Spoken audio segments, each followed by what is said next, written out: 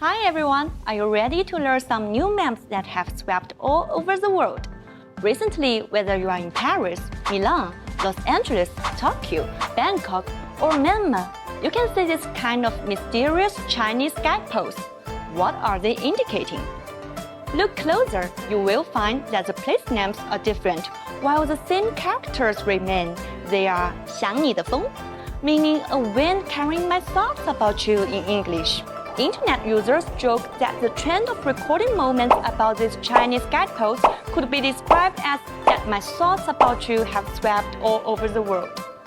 As early as June or July last year, this kind of guideposts carrying personal thoughts appeared in many Chinese cities. However, this trend became more and more outdated since last winter and this spring. After the first benefited merchants that set up the guideposts, there are too many followers, and these guideposts can be seen everywhere.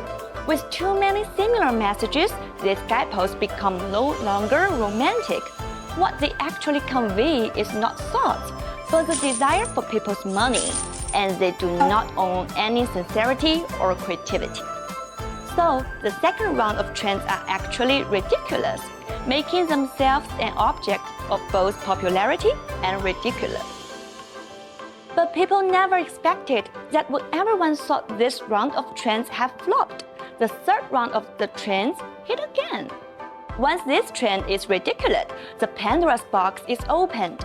For internet users, there are many forms for ridiculous, which can make an original meme more interesting.